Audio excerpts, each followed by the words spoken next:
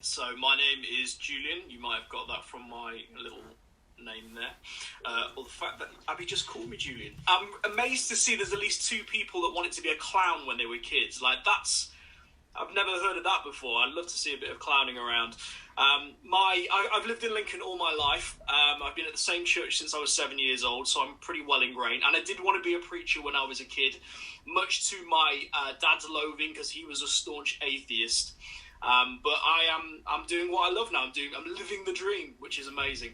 And so I'm married to a beautiful lady called Libby. Some of you will probably know her and not realise you know her. She works in student support at Lincoln University. So if you ever head that way, be nice to her because she's lovely.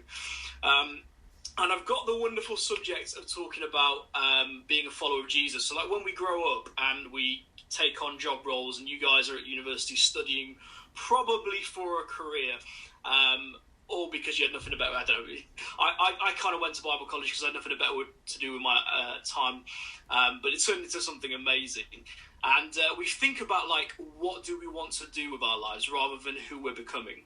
And the thing that I'm always struck by is by the time we kind of reach the end of our life, and it's not something we like to think about all that often, the things you look back on aren't so much like the work that you've done and the career that you've had, but the people that you had an impact on and the people that meant something to you. And so you realise more that life's about relationship. And it got me thinking about kind of our lives with Jesus, that life is more about relationship. And so I just wanted to talk about the idea that what we're becoming as we grow older and as we move forward in life actually is to do with our heart and to do with our spirituality and to do with knowing Jesus. And so I don't know where you're at in the room tonight. Maybe some of you are strong Christians. Maybe some of you have heard about Jesus and you've been invited to something like this and you want to know more, or you just started to tease those questions out. And most of you, you're in a place that is aimed at asking questions. And I think a part of life isn't just about asking questions about a career or a specific area that you're studying, but also life's big questions, like the meaning of life, the purpose of life. And I think if there is even an inkling or a sense that you get that there may be a God and there may be something beyond what we see, those are really good questions to be asking. They're really important questions. And just give me a little emoji. I think there's they call it reactions in Zoom, don't they? Give me a little emoji, a thumbs up if you've seen the movie The Matrix. Oh, for those of you who haven't, you're missing out. Okay, your homework for this week. Go on to Netflix, find The Matrix, watch it. It's an incredible film. But I won't spoil it too much for you, but it's basically this idea, this guy's living in a world that isn't real, and he's given an option one day. He starts to get a sense that things aren't right, and he comes across some people that are able to show him a different path, and they offer him a blue pill or a red pill, which basically allows him to unlock this whole other world that he didn't really know existed, and he's left with that choice. And in that moment, the guy says to him, you can take the blue pill and you can go on dreaming, go about your day as though nothing happened, not knowing the truth, or you can take the red pill and you can see how deep the rabbit hole goes, making a reference to Alice in Wonderland and exploring something new. And I kind of feel like life's like that a little bit. You're often presented with an option to go down one or the other path. You can go through the mundane routine of life, not really knowing what it's about and kind of missing the big picture, or you can ask life's big questions, and sometimes they can be a little bit uncomfortable to sit with, but actually they're the better questions to ask. And as far as my faith goes in Jesus, I was once in an interview with a casting director from Ridley Scott Productions. So I don't know if you know your movies very well, but Ridley Scott were the guys behind The Gladiator and Blade Runner, if you're really into our kind of old movies. I didn't get the part, which was tragic, because I think I'd have been a great actor. They didn't feel that way, but they said something interesting to me. It was all around faith, and they were trying to do a faith production. And they said, you've got a cynical edge to you. And I came away thinking, that's really interesting, because I consider myself someone who believes not just believes strongly in God, but for me it's a matter of fact. A fact is something you know to be true, and Jesus is a fact in my life. But I've always been hungry for what is true, and I've always been of the opinion if it's not real and it does, if God doesn't exist, this is a waste of time. And Paul even says this in the Bible, if the resurrection didn't happen, if Jesus wasn't who he said he was, then we're to be pitied most of all. And that's quite a powerful statement from Paul the Apostle. And C.S. Lewis asks a similar question as well. about Jesus, that if we believe one particular thing about him, that really has implications for our lives. And I guess the thing I want to challenge us with tonight is that it's really important to just ask those tough questions. Like, there was a guy called Jesus that lived 2,000 years ago. Hands down, that is indisputable. Abby, you're studying history, you'll know this, that historical evidence for Jesus is utterly overwhelming. There's more historical evidence for Jesus than for Roman emperors of the day, and yet we take that all as fact. So the question you've got to ask is, well, who is this Jesus, and what do I believe about him? And here's what C.S. Lewis says. You've probably heard this quote before. He wrote the Chronicles of Narnia, and in one of his interviews he said, "I'm trying here to prevent anyone saying the really foolish thing that people often say about Jesus. They say, I'm ready to accept Jesus as a great moral teacher, but I don't accept his claim to God. That is the one thing we must not say. A man who was merely a man and said the sorts of things Jesus said would not be a great moral teacher. He'd be either a lunatic or on the level with a man who says he's a poached egg." Great quote. "Or else he would be the devil of hell. You must make your choice. Either this man was and is the Son of God, or else a madman or something worse. You can shut him up for a fool, you can spit at him and kill him as a demon, or you can fall at his feet and call him Lord and God. But let us not come up with any of this patronizing nonsense about his being a great human teacher.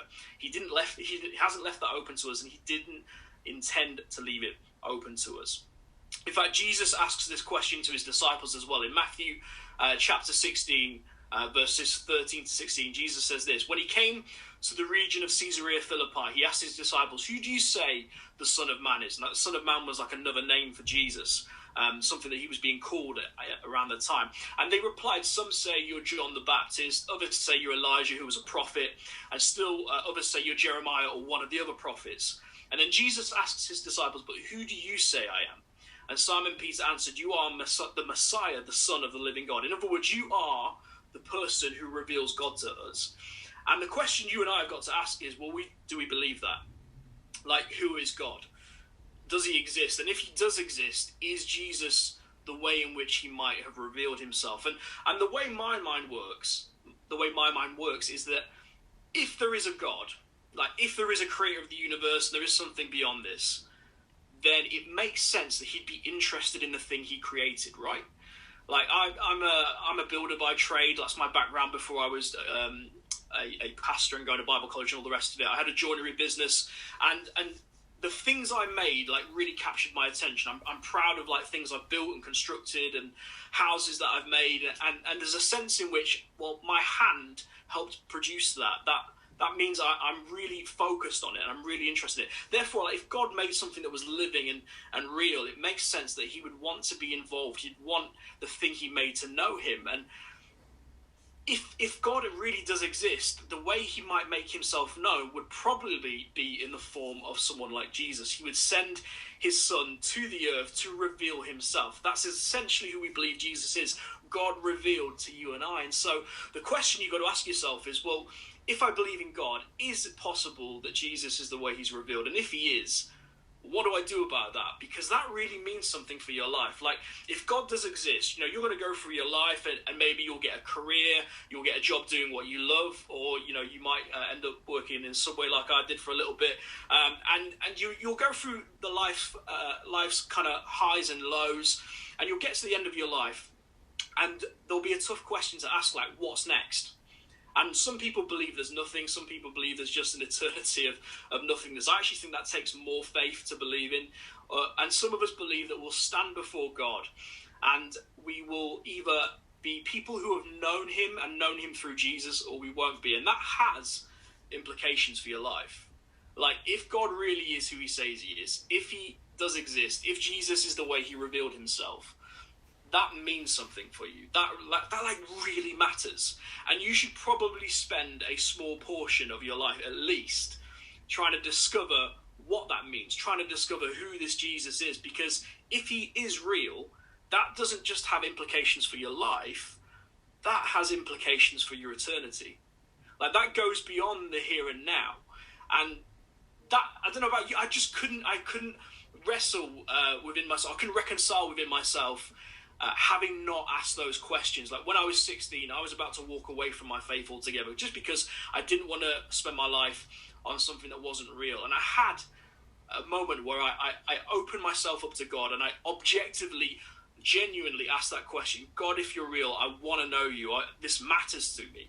And I, beyond words, all I could say was I had a powerful encounter with God. I had a spiritual experience. It was a moment of revelation. There was a way in which the Holy Spirit spoke to me, that God revealed himself to me, and my belief became faith.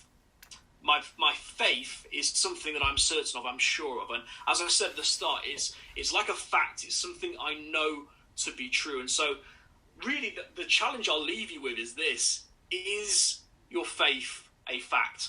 Is it something that you know to be true? Is it something that's sure and certain? And if it's not, and you're in that place of, well, I'm not really sure what I believe, I'd just leave you with the point of saying, make up your mind. Like, ask that question: who is Jesus to me? Don't just dismiss it of, I kind of believe, I don't believe, I hear people talk about him. But actually ask that tough question: where do I sit with my faith? Where do I sit with Jesus? Is he who he said he is? Or is he a madman? Is he a liar? And if you find yourself sat on the fence, the reality is, like, there's nothing in between. C.S. Lewis's quote is amazing. Either he is a liar or a lunatic, or he is who he said he was. There's nothing in between where you can sit on the fence there. So ask that tough question, and when you arrive at a conclusion, if you arrive at the conclusion that he is who he said he is, you should probably do something about that. You should probably respond to that in one way or another. And the way in which you can respond is to maybe follow Jesus, to give your life to Jesus, to not even say, well, like, one day I'll think about it further down the line, because that might not be available to you.